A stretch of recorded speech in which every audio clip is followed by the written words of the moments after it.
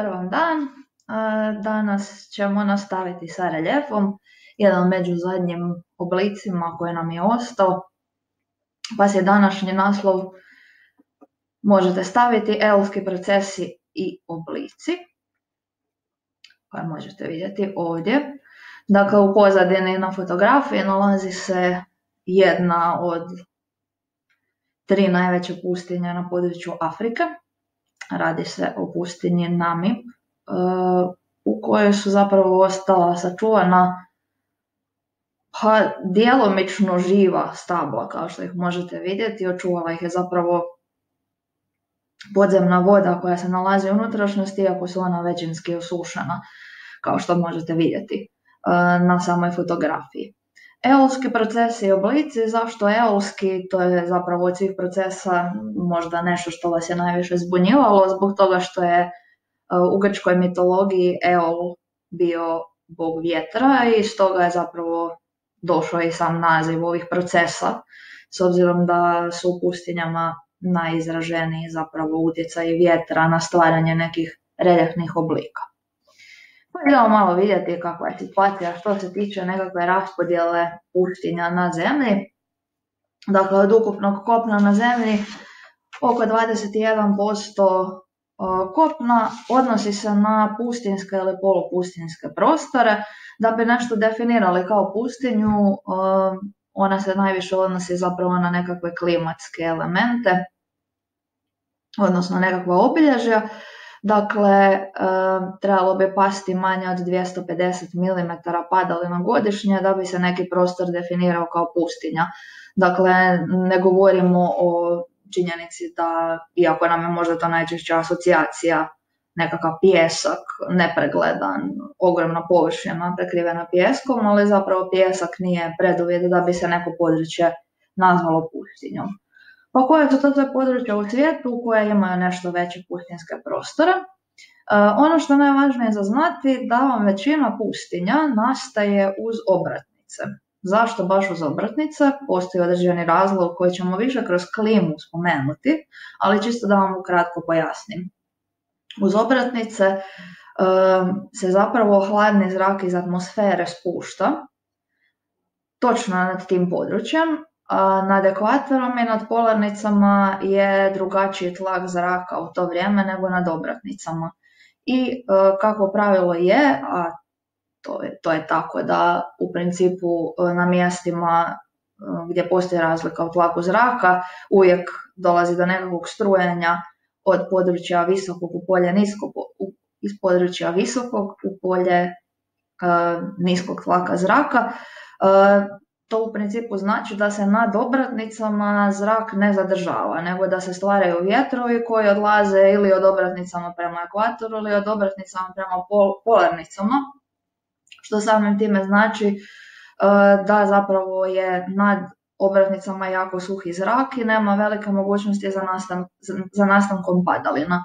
Tako da vam je većina pustinja koje vidite žuto obojene na ovoj karti posljedica upravo činjenica da su ti prostori položeni uz obratnice i samim time vrlo često povučeni negdje u unutrašnjost kontinenta. Dobro.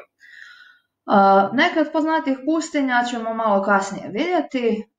Svi ti krajevi koji bilježe manje od 250 mm padalina godišnje zovu se aridni ili pustinski prostori, suhi prostori, što i govori sama činjenica koliko je padalina.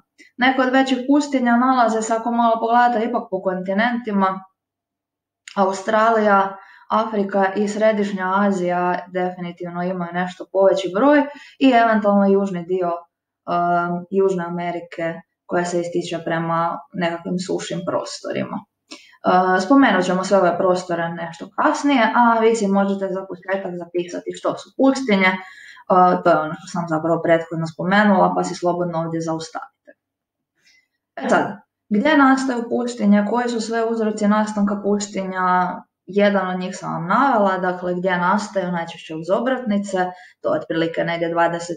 stupanj sjeverne i južne geografske širine, dakle u tim područjima jednostavno zbog zagrijavanja zemlje, zaobljenosti zemlje, i onda posljedice toga u obliku strujanja zraka uvjetuje činjenicu da je uz ta područja puno suše. Nešto što će biti vaš zadatak, pa ću vas moliti da ili ostavite to u komentaru ispod videa ili zabilježite svoju ideju, svoju priču u bilježnice pa ćete mi to slikati. Dakle, ovdje imate 6 pojmova koje bi zapravo trebali spojiti u priču na način da pojasnite zapravo nastanak pustinja. Ne postoji samo jedan točan odgovor, ne postoji samo jedna točna priča, zato vam je ostavljam na kreativnost. Dakle, trebate povezati sljedeće pojmove u priču. Pojmovi su vjetar, vegetacija, mehaničko trošenje stijena, taloženje sitnih čestica, temperaturne amplitude i aridno područje, dakle suho područje. Kako ćete osmisliti, kako ćete povezati, prepuštam vama, dakle na taj način ćete zapravo pokušati pojasniti nastanak pustinja. Važno je da uključite sve ove pojmove u priču da bi zapravo dobili odgovor na to kako pustinje nastaju. Pa ćemo onda negdje sljedeći tjedan to prokomentirati. Ok, najveće pustinje na zemlji. Sad, zašto sam prije rekla nemojte se asocirati sa pijeskom? Zato što to nije jedini razlog, to jest nije uopće preduvjet da nešto nazovemo pustinjom. Najveća pustinja na svijetu je zapravo Antarktika. Na Antarktici padne manje od 50 mm godišnje na cijelu tu površinu kopna i to je, s obzirom da je to jedan od preduvjeta za definiciju pustinje, Antarktika bi definitivno bila najveća pustinja na zemlji, ali polarnog tipa. Ono što mi znamo kao najveću pustinju na zemlji i što nam sigurno puno prije padne na pamet nego što će nam pasti Antarktika na pamet, je područje Sjeverne Afrike, odnosno Sahare, kao dugo vremena najpoznatije najveće pustinje na svijetu, koja zapravo prolazi kroz niz država na području Sjeverne Afrike, dakle od Egipta, Libije, Alžira, Tunisa, Maroka i tako dalje, pa i južnih država Mali, Niger, Čad, Sudan, Južni Sudan, dakle to su vam sve neki primjeri država kroz koje Sahara prolazi. Površinski su sve to dosta velike države, tako da u svakom slučaju Sahara ima veliki utjecaj na prostor Sjeverne Afrike. Ok. Sljedeća pustinja, iako je zapravo sustav pustinja, Arapski poluotok, je gotovo čitava njegova unutrašnjost Saudijske Arabije sastavljena je od pustinskog prostora, dakle takozvana Arapska pustinja, ili imate zapravo nekoliko dijelova, naći ćete ju pod različitim nazivima, dakle vrlo često je to pustinja Nefud, Dahna ili Ruba el Kali, dakle pješčana pustinja, koje su sve sastavni dijelovi ove velike arapske pustinje. Sljedeća pustinja, jedna od najsjevernijih zapravo u svijetu, je pustinja Gobi, koja se nalazi na granici između Mongolije i Kine i također je jedna od pustinja koja je na najvišim nadmorskim visinama, pa se čak nekada na površini može pronaći i snježni pokrivač, što je zapravo neobično za taj nekakav kontakt pustinje i snijega u nekakvoj kombinaciji. Pustinja na jugu Afrike, Kalahari, koja je više povučena zapravo u unutrašnjost, i uz obalu vam se nalazi pustinja Namib, vrlo interesantnog izgleda, vidjeli ste na uvodnom dijelu jedan njezin dio, ali ima još jedan vrlo interesantan izgled, s obzirom da je u direktnom doticaju s Atlantskim oceanom, onda to dosta spektakularno izgleda. Na jugu Južne Amerike jedan jako suhi prostor, zove se Patagonija, pripada Argentini i Čileu. Prema količini padalina ga tako definiramo, također kao pustinju, iako je više polarnog tipa kao i Antarktika. Sad, koji su uzroci nastanka pustinja? Dakle, jedan od njih nastaje oko obratnica, to sam pojasnila. Drugi, ako je jednostavno poprilično udaljeno od bilo kakvih vodenih površina, odnosno najčešće oceana ili mora ili velikih jezera, tada se smanjuje utjecaj to je mogućnost za nastanak padalina i to je jedan onda od razloga zašto se može stvoriti pustinja na tom mjestu. Treći primjer, ako se sjećate, ucrtavali smo u karte hladne morske struje. Pa vam je onda uz područje zapadne obale Južne Amerike prolazila Humboldtova morska struja. Ona je razlog jedan od razloga zašto se stvorila pustinja Atakama na području sjevernog dijela Čilea. Onda imate Benguelsku struju u zapadnu obalu Afrike. Jedan od razloga zašto se stvorila pustinja Namib. I imamo treći primjer uz Australiju, zapadni dio Australije, također hladna morska struja, tamo je poveći broj pustinja, imate Viktorijinu, imate Veliku Pješčanu, Gibsonovu, zapravo cijela ta zapadna polovica Australije je stvorena zahvaljujući tome. I četvrti preduvjet je svojevrsna zavjetrina. Dakle, kada vam dolazi do situacije da imate planinu, nekakav planinski prostor, sa jedne strane topli zrak se penje uz padinu. Kako se on hladi, tako se stvaraju oblaci i dolazi do nastanka padalina. Dok taj zrak zapravo dođe do vrha tog planinskog prostora, zapravo izgubi svu vlagu, mogućnost za kondenzaciju i sa suprotne strane zapravo dolazi do nastanka suhih prostora. Zadatak za vas je uz onaj da osmislite pričicu, da zapravo uz svaki ovaj uzrok navedete po jedan primjer pustinja u svijetu. Neke od njih sam vam ja već spomenula, neke nisam, tako da evo, malo razmislite. Kod nekih pustinja može biti i više razloga, dakle ne mora biti samo jedan, nego je više razloga uvjetovalo činjenicu da zapravo ta pustinja nastane upravo na tom mjestu na kojem se danas nalazi. Dobro, koje su nam vrste pustinja? Sad tu ćemo govoriti o nekakvoj podlozi, odnosno o pijesku. Imamo nekakve četiri osnovna tipa, odnosno vrsta pustinja. Prvi primjer je ona koja smo već rekli da nam prvo padne na pamet, dakle pješčane pustinje, koje vrlo često, ovisno o tome gdje se nalaze, za njih se koristi različiti naziv. Pa ih onda najčešće na području Azije nazivaju kum, a na području Afrike erg. Naravno na njihovim jezicima koje se koriste naravno u državama u kojima se same pustinje nalaze, pa su vam recimo u Aziji na području Turkmenistana ili na području Uzbekistana, dakle čitavo to područje u blizini između Aralskog i Kaspijskog jezera, dvije pustinje upravo tog pretežito pješčanog tipa. Čuli ste sad tijekom prošlog tjedna da je upravo iz jedne od te dvije pustinje zapravo su dolazile sitne mikročestice koje su prouzročile zagađenje u pojedinim dijelovima Europe. Dakle, to su primjeri pustinja Srednje Azije, odnosno vezani uz područje između Aralskog i Kaspijskog jezera, te država koje su zapravo položene na tom mjestu, odnosno u tom području. Turkmenistan, Uzbekistan, Kazahstan, znači to su prostori koji su zapravo vezani za te dvije pustinje. Kizilkum i Karakum, čisto da još jednom ponovim. Ok, drugi primjer pustinja su kamenite pustinje ili hamade. Jako nezgodne za bilo kakvo kretanje, kao što ovdje možete primijetiti.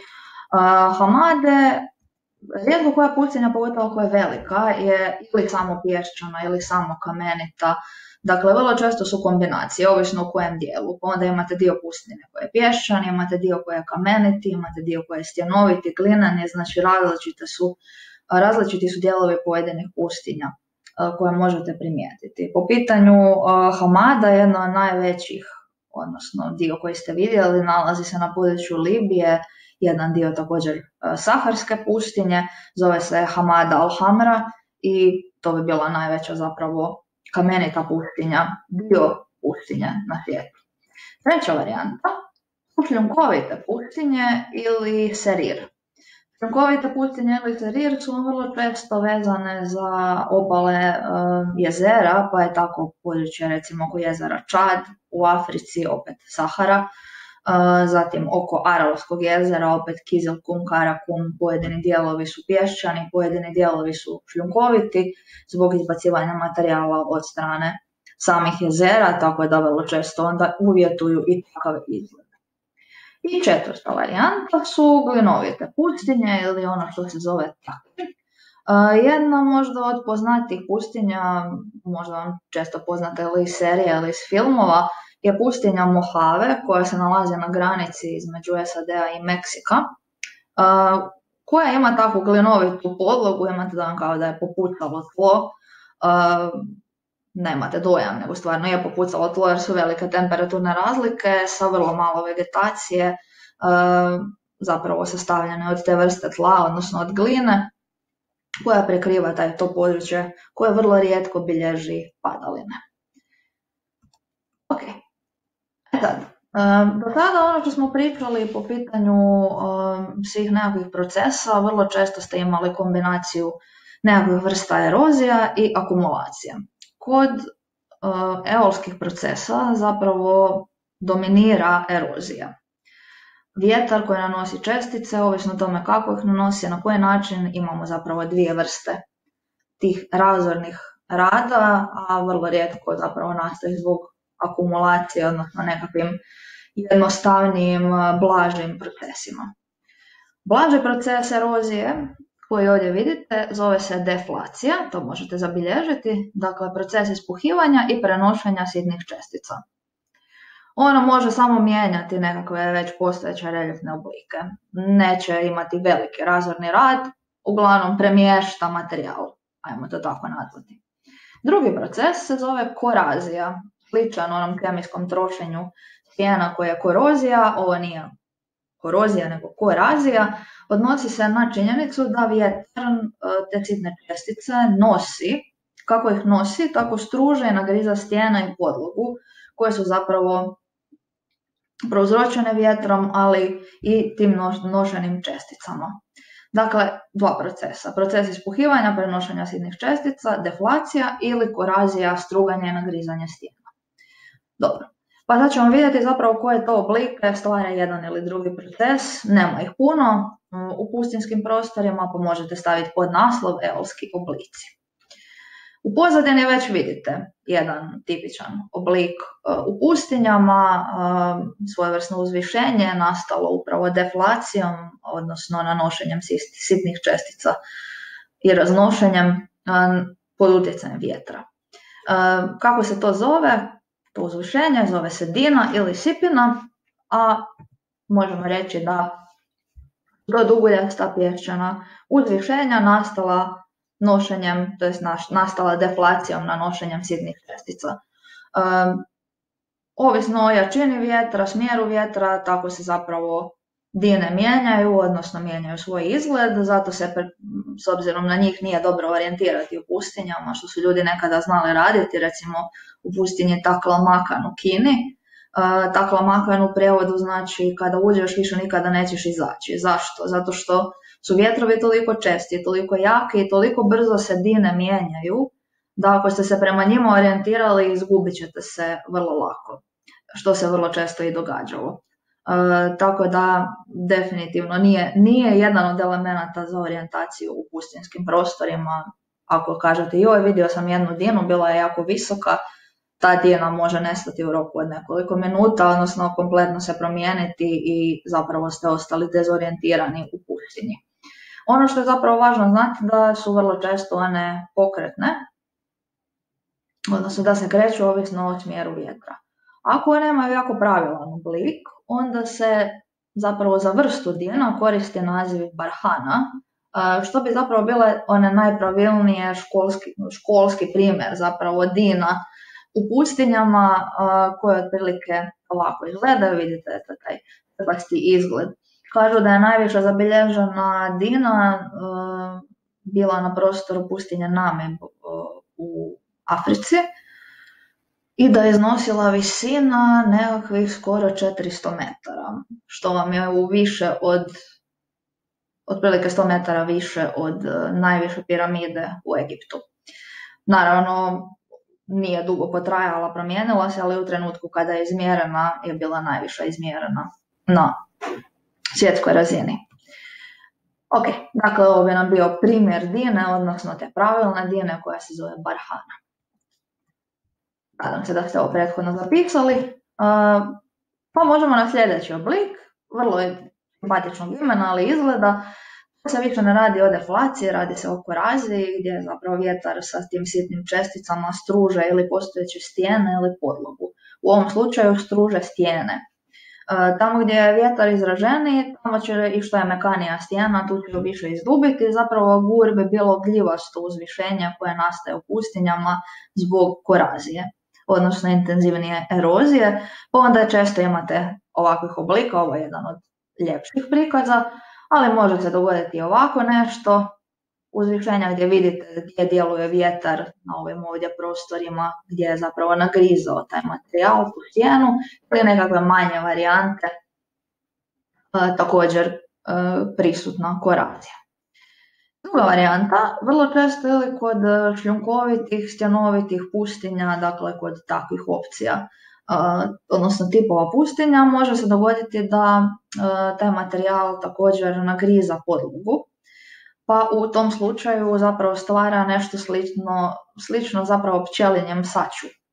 Zato se je tako nazivao, dakle pustinjsko sače, gdje vam zapravo zbog nagrizanja, nanošenja tog materijala se zapravo stvara nekakav mozaik na samoj podlozi, što je još dodatno pospješano činjenicom da je velika razlika u temperaturi između dana i noći, gdje vam tijekom noći može biti 10 Celzijevih stupnjeva, tijekom dana plus 40, pa onda normalno da podloga na to reagira na način da popuca. Evo, dakle, ovo si možete sljedeće zapisati, sljedeća dva oblika, pa si zaustavite ovdje, a ja ću nastaviti dalje. Vadi, pik ili krik, što se često koristi u nazivlju, su zapravo suha riječna korita. Sjećate se da smo kod tekućica spominjali da kada se javljaju povremeni tokovi tekućica, da se najčešće javljaju u pustinjama. Zašto?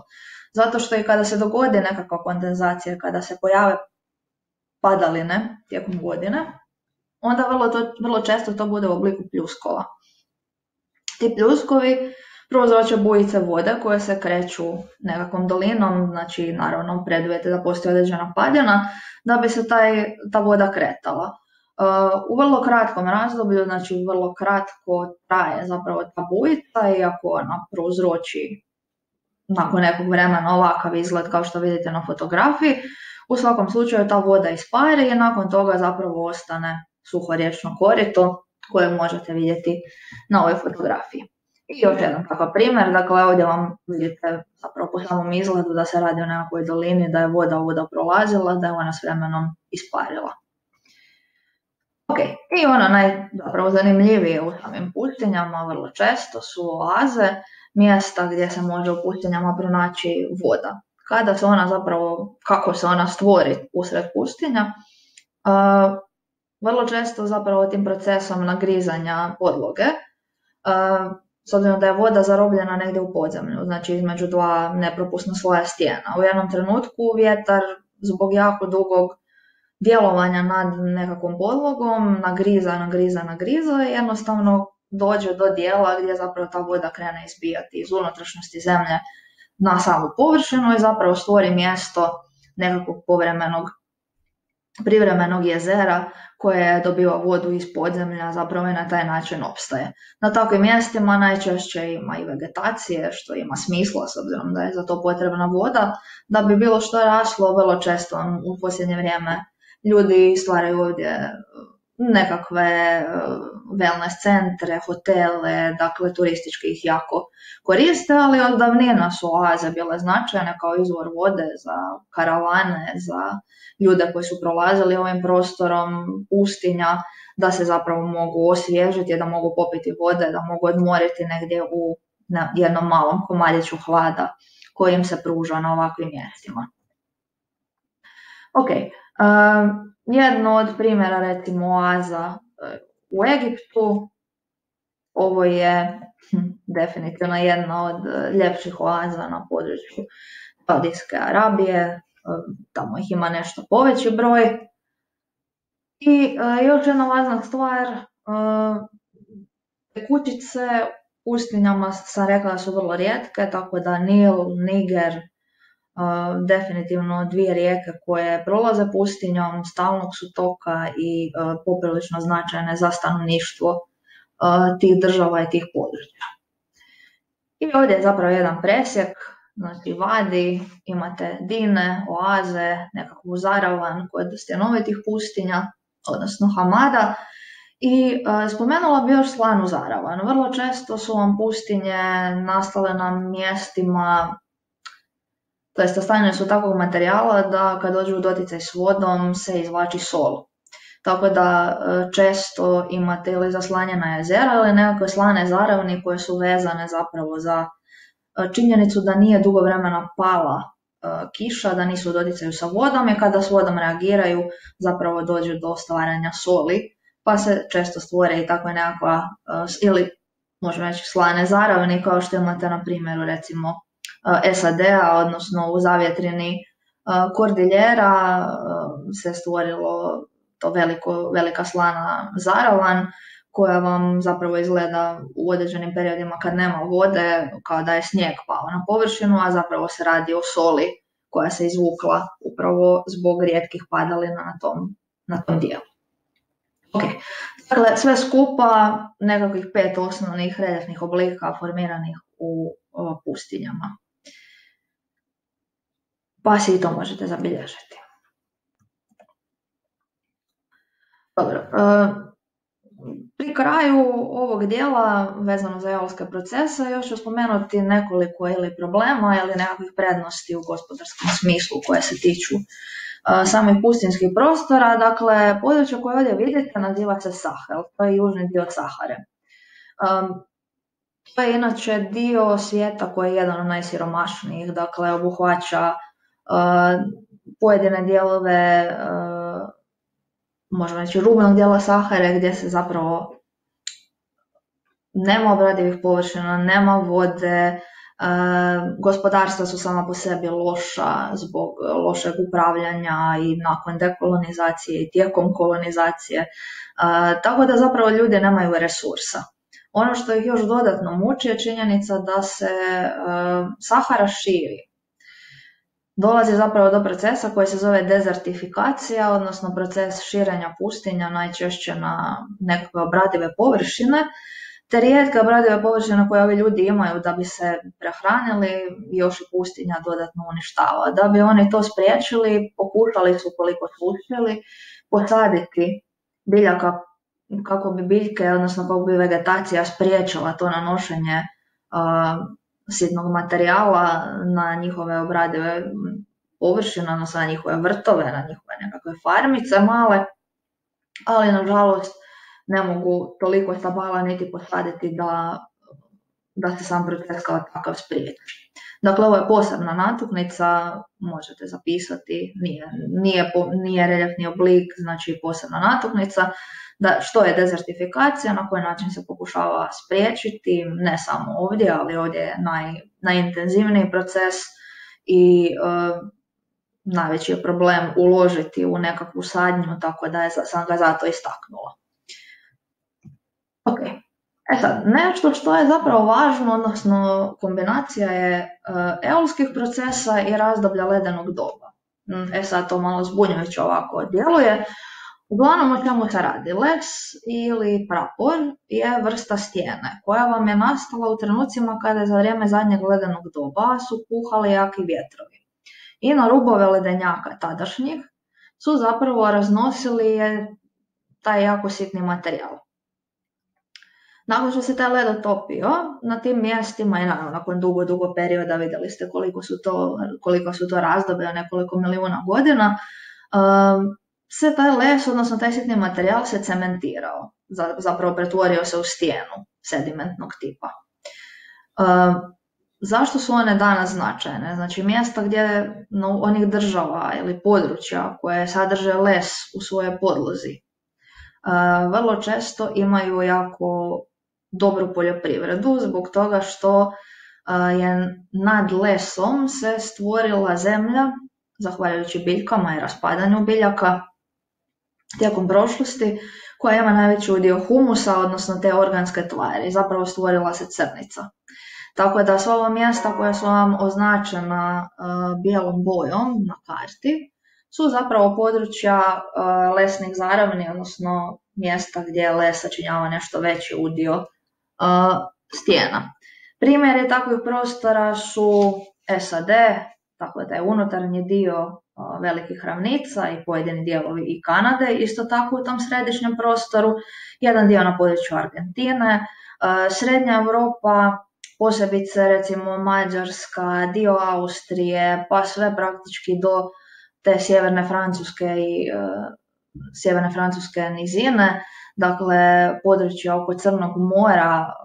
Ukrajina je sama po sebi dosta jaka po pitanju pogotovo uzgoja žitarica. Pojedini dijelovi naravno Kine, dosta jaki po tom pitanju i možemo reći da je Novi Zeland također u toj nekakvoj kategoriji prekrivenosti sa lesom. Kako taj les izgleda, recimo na području istočne i istočne Azije, lesne terase gdje oni koriste i tu svoju nadmorsku visinu da uzgajaju rižu, a i tako je klima, tako da crnica u biti samo pomaže.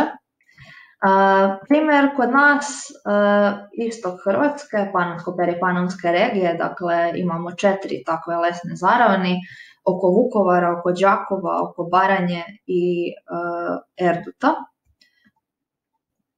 Ovo je, dakle, ovaj smeđi dio koji vidite je prapor ili les, a crni dio je crnica, odnosno zemlja, koja vrlo često bude debela, to jest visoka u profilu do čak nekakvih desetak metara u nekom maksimalnoj vrijednosti, tako da se zapravo zemlja može dosta dugo iskorištavati bez nekakvog prihranjivanja, može dugo izdržati. A što se tiče Hrvatske, postoje mjesta gdje se taj sitni materijal nije cementirao, nego je ostao u obliku pijeska kako ga je raznosilo za vrijeme posljednjeg ledenog doba, pa su se stvorili neki otoci, odnosno dijelovi Korčule, Suska u blizini Lošinja ili Unija u blizini Lošinja, zatim Đurđevački peski koje često nazivaju Hrvatskom Saharom. To je isti taj materijal, samo se nije cementirao, nije bio u takvim klimatskim uvjetima kroz geološku prošlost. Ok, dakle ovo se možete zabilježiti kao posebni podnaslov, iako je dalje vezan zapravo za taj sitni materijal, odnosno na neki način je vezan uz vjetar kao jedan od elemenata vanjskih procesa koji stvaraju neke oblike.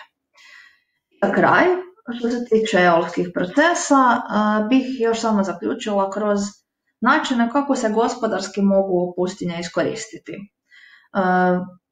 Pustinje kao takve su dosta velika nalazišta rudnih bogatstava, pa mogu biti nalazišta različitih minerala, fosfata, nafte, plina u velikoj mjeri, recimo arapska pustinja, većina arapskih zemalja danas ima veliku sreću da su u unutrašnjosti pronašli nalazišta nafte. Po pitanju minerala bi se još nadovezala recimo cijela polovica zapadne strane Australije, ima veliku sreću isto zbog toga što je starokopno, ali vrijedno nalazišta minerala su upravo u tom pustinjskom dijelu gdje imate boksit od kojeg se dobiva aluminij, željeznu rudu i mnoge druge. Rudnik bakra, Čile može zapravo svoj gospodarski razvoj zahvaliti upravo pustinji, zato što je to danas jedno od rijetkih mjesta gdje postoje zalihe bakra i zahvaljujući bakru je Čile latinoamerički tigar, odnosno jedno od najbrže rastućih gospodarstava Latinske Amerike. Pustinja Mojave, Meksiko, dakle rudnik srebra, dosta velike zalihe srebra u tom prostoru, dakle vidite već u tom rudnom aspektu koliku važnost pustinje imaju. Turistički u zadnje vrijeme poprilično atraktivne, gdje vrlo često ili se odlazi do nekih oaza ili se uzmu ture sa jahanjem deva da se prolazi kroz te pustinje. U zadnje vrijeme čak imaju i taj, a neku vrstu možemo reći natjecanja u sandboardingu, dakle po tim dinama se spuštaju sa daskama, tako da su zapravo razvili nekakvu novu varijantu atrakcije u tim pustinskim prostorima. Ovo je ta, možemo reći, elitnija varijanta, ekskluzivnija varijanta, gdje oko tih oaza zapravo stvore jedan cijeli hotelski kompleks, naravno da ga i naplate na taj način, ali iskoriste taj pustinski prostor na taj način. Jedan od načina kako nije pustinja uvijek nužno mjesto koje nije naseljivo ili ljudi ne žele bivati u tom prostoru, je vidljivo i kroz recimo Las Vegas, ali i kroz Dubaj, gdje zapravo vidite na donjoj fotografiji iz 1991. jedan pustinski prostor, gotovo uopće neizgrađen, niti jedna asfaltirana cesta, par nebodera i to je to. Kako prolazimo prema 2005. onda imate sve više nebodera, sve veću infrastrukturu. Sada da pogledate Dubaj izgleda puno izgrađenije i od ove fotografije koje ovdje vidite. Oni su usred pustinje uspjeli napraviti skijalište, ovako ono izgleda s vanjske strane, ovako je iznutra, znači umjetan snijeg, žičara i skijaju usred pustinje, tako da i taj društveni aspekt često ima veliku ulogu, dakle imaju naftu, zbog nafte imaju novaca, zbog novaca mogu u pustinji napraviti sve ovo što danas vidite na području Ujedinjenih Arapskih Emirata i primjera Dubaja koji se vrlo često u te svrhe prikazuje. Jedan interesantan prikaz, grad na području države Jemen na samom jugoistoku Arapskog poluotoka, grad se zove Shibam. Često ga nazivaju pustinski Manhattan, s obzirom da je jedan od prvih mjesta u svijetu koji je izgradio nekakvu preteču nebodera. Zato ga tako nazivaju. Vidite da su im zgrade otprilike 5, 6, 7 katova,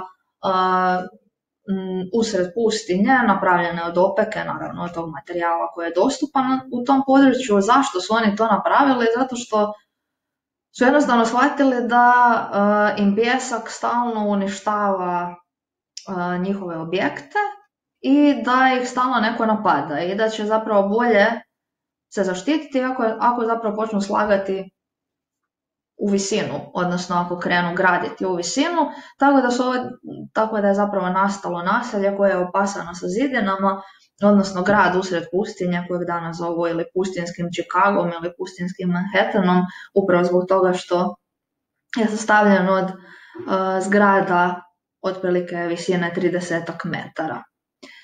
Eto, tako da to je isto jedna od atrakcija društvenog tipa. Arhitektura je vrlo interesantna, u koju god zapravo da državu dođete, nalazi se na nekakvom pustinskom prostoru, uglavnom izgrađeno od opeke, dakle ovakvog izgleda arhitekture. I još jedna stvar, vrlo često svake godine zapravo se održava Rallye Paris-Dakar, dakle između Francuske i Senegala u Africi, na ovakav način, tako da isto možemo reći postoji određena atrakcija i u tom smislu. I to bi bilo to. Dakle, gospodarska važnost pustinja za kraj. Probajte odgovoriti, osmisliti onu pričicu koju sam vam dala za nastanak pustinja i odaberete po jednu pustinju za svaki uzrok koji sam vam navela. Dakle, to vam je zadaća koju trebate napraviti za sljedeći tjedan, pa ćemo taj dio malo prokomentirati i ostaje nam još reći nešto o utjecaju čovjeka i živih organizama na formiranje reljefa i time zapravo završavamo cijelinu. Eto, to je to. Dženja!